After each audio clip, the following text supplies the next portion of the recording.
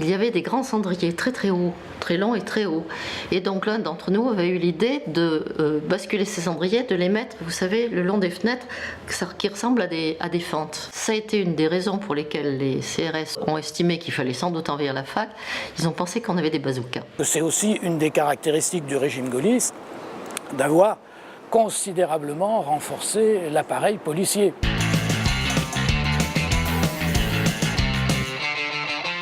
On avait des circuits très très bien établis. C'était grosso modo donc de partir de la fac de lettres, de monter devant le rectorat et puis de passer manifester vers la préfecture. Mais à ce moment-là, il y avait toute une série de petites rues qui descendent derrière le centre Jaude et qui étaient pavées.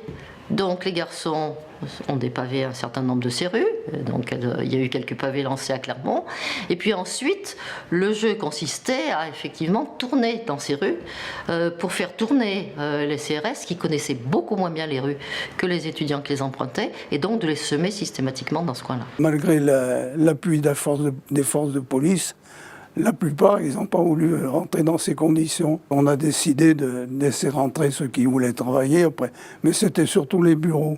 C'est-à-dire qu'il y en a au moins la moitié qui ont préféré continuer grève que de rentrer appuyés par la police. Ils ont chargé dans la préfecture, oui. C'est des gardes mobiles avec les petits casques noirs, je crois.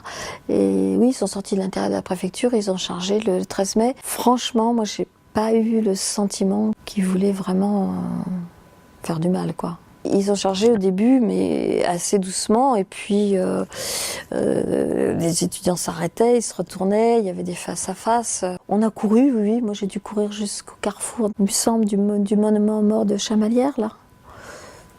Mais je pense que s'ils avaient vraiment voulu nous rattraper, ils nous auraient rattrapés quand même. De Gaulle avait compris que le passage en force, ça n'allait pas réussir, donc on cache tous les casques.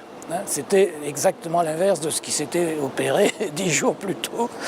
On cache les casques, bon, ils sont sortis, mais pour un affrontement de principe. C'est le jour de la manif, ce fameux jour-là, donc la dernière la plus dure.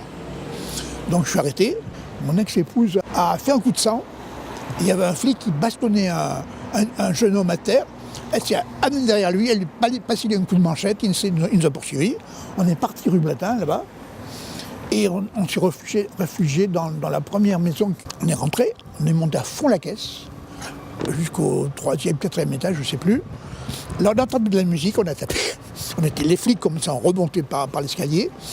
Et là, aux surprises, une jeune fille superbe, très belle, avec une jolie petite robe de soirée.